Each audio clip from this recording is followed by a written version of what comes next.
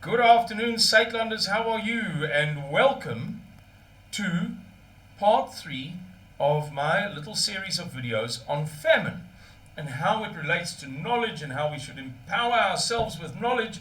Otherwise, we are bound to be destroyed by this thing. I've quoted some verses from the Bible. I've told you about the famous Darwin Awards. I told you about the Peter story, people for the ethical treatment of animals, and the women, multiple, who proposed a strike against men who eat meat, a connubial strike, carnal strike, knowledge in the flesh, or knowledge of the flesh. Right, and now I'm going to give you a list of reasons, if you need them, if you don't know them already, why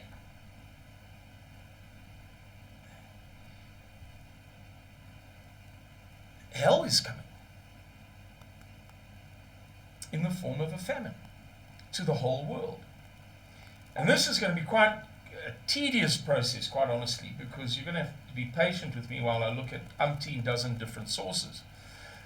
I'm going to begin with something with which most people should be familiar, and that is the series of explosions and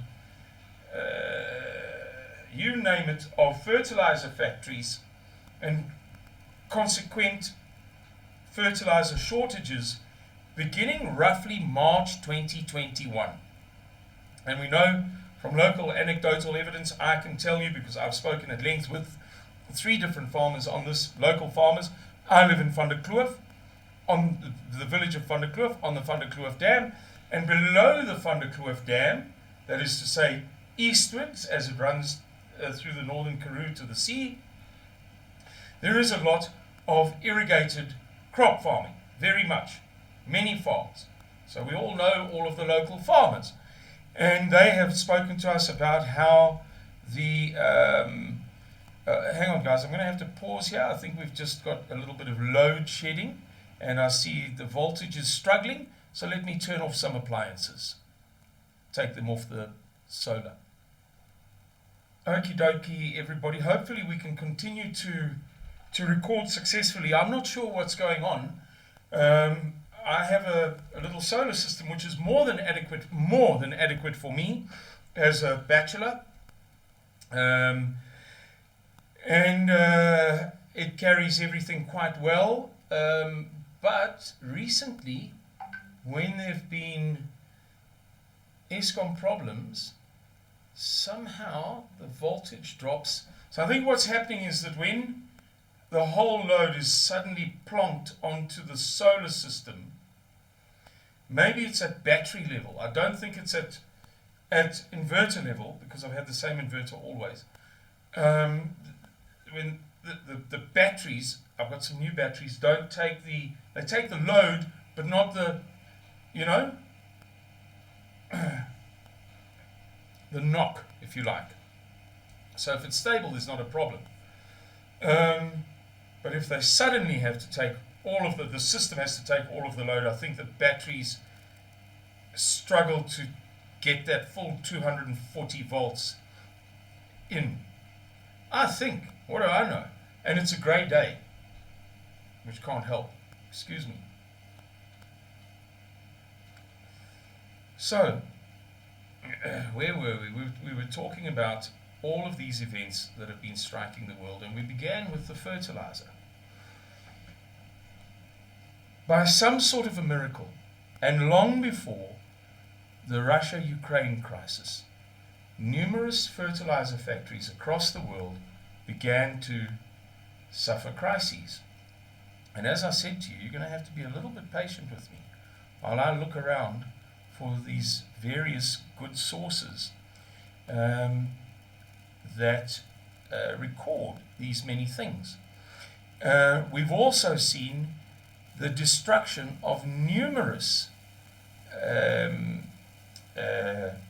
food processing plants, and we're seeing farmers being discouraged from farming.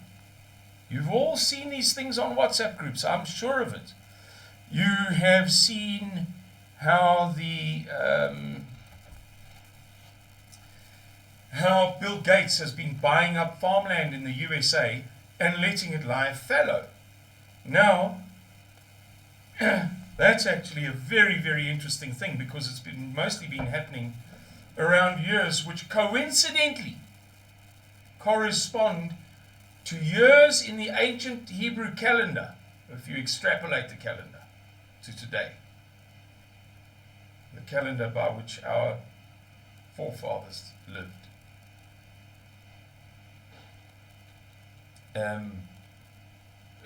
Which correspond to years in which you are meant to not farm and pay debts back. Now, I don't expect you to believe in everything that I believe in, and it's certainly not Saitlander's policy. However, it is fascinating to see these coincidences. And I'm renowned as a bit of a skeptic, and I've offended a few people who've come to me in good faith with things that they want me to believe. You know, I've found this verse in the Bible. Isn't that fascinating? It explains everything. Now we know the truth.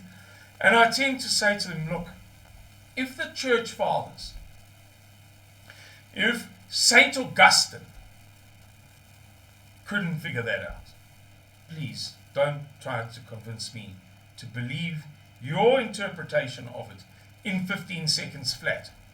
So I am perhaps a lot more skeptical than you might think.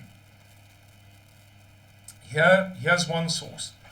And this is by a mainstream guy on YouTube, very highly technical financial and economics analyst, who's saying, why so many explosions at natural gas facilities? And this is from the 11th of July of this year. So long before the blowing up of the Nord Stream 1 and half of 2 pipelines. You know, each of them has 2. So Nord Stream 1 is 2 pipes. Nord Stream 2 is 2 pipes, or 2 pipelines. And here's this mainstream guy who knows nothing about this stuff saying, what's going on here? And of course, natural gas is very closely related to the production of fertilizer. Fertilizer comes from 3 substances, so there are 3 types of fertilizer. The one, I'm not the expert, constitutes about 60-something% of, maybe even close to 70% of all fertilizers produced in the world. The other, about 20 to 30, and the other maybe 5%, something along those lines. And they are potassium, nitrogen or ammonia, and phosphate. And the largest producers in the world are, I'm hitting a blank, Russia and Ukraine. So it is true that since they've been at war, much of that has been curtailed. But these adventures, or misadventures, began long before that.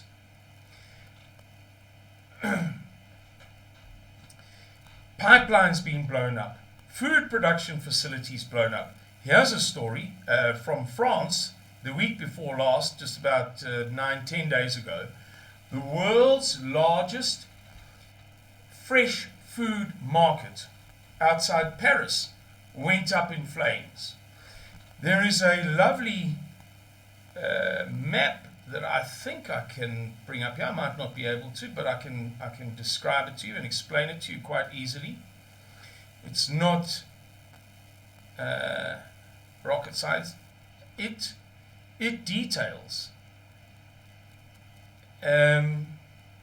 how there have been over 400 major exceptional events affecting food production, either in the fertilizer stage, or in the natural gas for fertilizer stage, or in the actual food processing, or the selling of the food in recent years, which must, I beg your pardon, lead us to the conclusion that it is deliberate. It simply can't be accidental. And I'm looking here at these events all over the world, all over. We're seeing extraordinary events, and you can look this up if you Google global map food production destruction. You won't struggle. I think I have another thingamajig here too. No, that's wrong. So the long and the short of it is that we have a very good idea that there is a threat to food production at every level. We also know, as was reported by Zero Hedge on in the last week of December 2021, that China has been clandestinely buying up most of the world's foods and grains and stockpiling it, hoarding it outside of the food chain.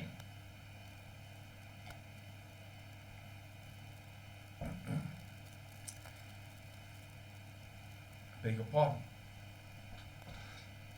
The following week, that is to say in the first or perhaps second week of January, I think the first week of January of this year, the Health Ranger Report, a very famous channel on YouTube, did an analysis of the figures that Zero Hedge had used to make this extraordinary claim.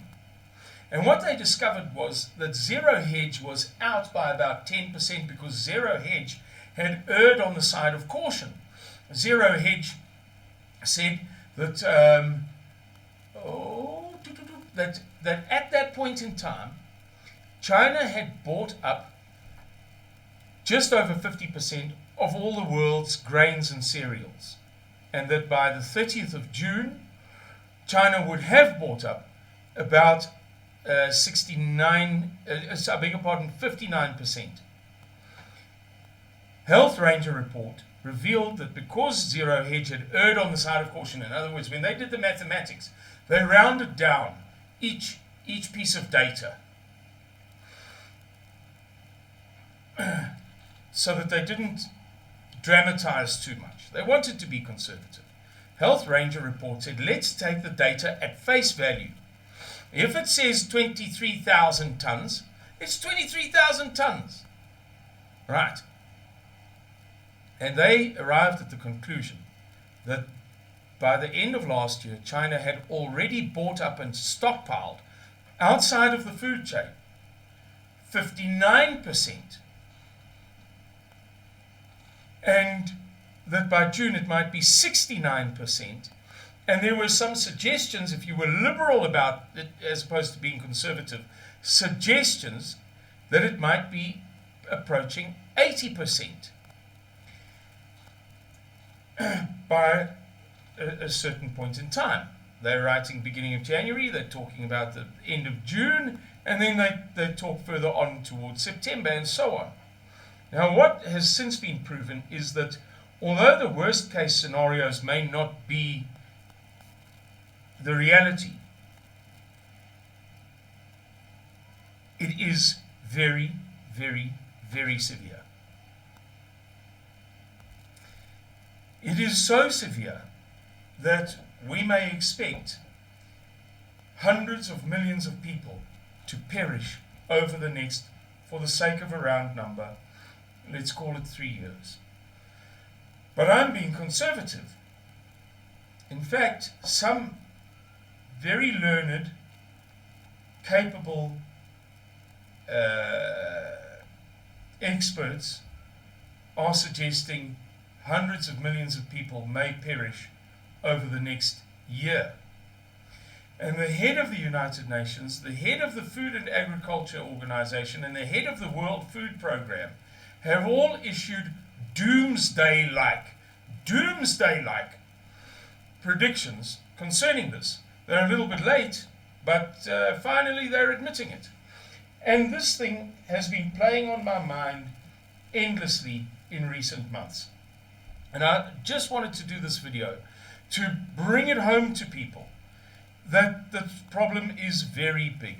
Hundreds of factories around the world burnt down to the ground. Hundreds of, something that I didn't mention, hundreds of millions of chickens culled over the past roughly 18 months. And you may or may not remember, I did a video on this. In November of 2019, the Chinese culled 25%, exactly 25%, of all of the world's pigs. Now, pork and chicken are the two cheapest sources of protein. That is the poor man's protein. That is polony, it's everything that you know. Russians, Frankfurters, Viennas, spam. Not that we have spam in South Africa, but it's a big thing in some places in the world. And my point is just that the story never ends. There's an endless list of threats to global food, to your food. Now, you may or may not know that up until about 10 years ago, South Africa was a net food exporter. We exported more than we imported. If you imported, let's say maybe you're very rich, before you could get Wagyu beef, Wagyu cows for Wagyu beef in South Africa, you wanted to try Wagyu. The Wagyu is all the rage. If you imported a Wagyu steak from Japan, South Africa would export 2 whatever Simmentaler steaks to wherever else. I'm oversimplifying it. We have since become a net food importer, meaning that we don't produce quite enough to fulfill all of our needs. And therefore we have to import a little bit more than we export to make up for that shortfall. And that makes us vulnerable, even in the absence of any problems in South Africa. Now, why do I think that there might be problems in South Africa? It's because, particularly but not only, due to the following. We've seen the price of food in South Africa rise phenomenally in recent weeks. I got into a little bit of an argument with one of the ladies at the shops down here because she didn't understand what I said. I was quite clear, but she seemed to want to take offense. So she kind of deliberately misunderstood me. And I don't say that nastily, it's just that's the way it seemed to me at the time. I have no problem with her. She seems to be a good person. But I was commenting on the increase in the price of butter, 16% in 3 weeks.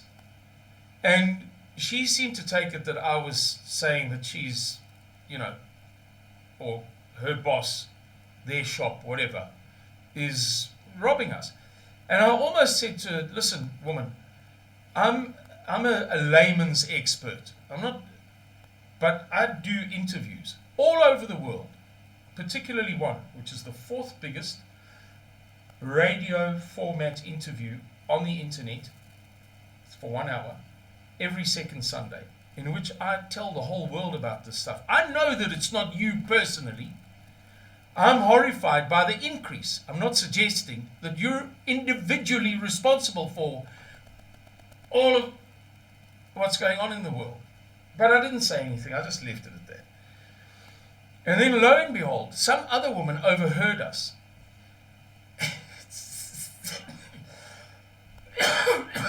And I'm sorry to say it, but it's a stereotype. A valid stereotype. Of the very opinionated outsider. The person who has no business in that conversation, but who is a modern young woman who is firmly convinced that she is entitled to give her opinion whensoever she pleases. And so this woman chips in. Transport. I just flatly ignored her. Transport. I almost screamed there. I'm sorry, everybody. cannot contribute to a 16% increase in the span of 3 weeks in the price of butter.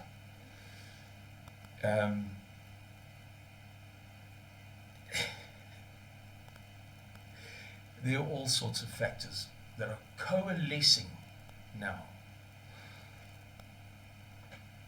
to create an enormous threat. And as I've been describing, here in South Africa we are threatened by already phenomenal food price increases versus a very poor population. As you know, there's practically no employment in South Africa. And I'm going to continue with this theme in the fourth video. I don't know, maybe we'll be here all week, who knows?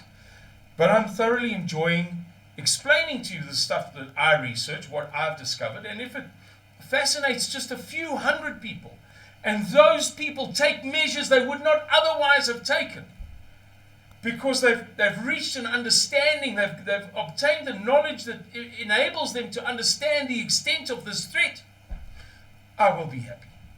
Anyway, see you in part 4. Cheers. Bye-bye.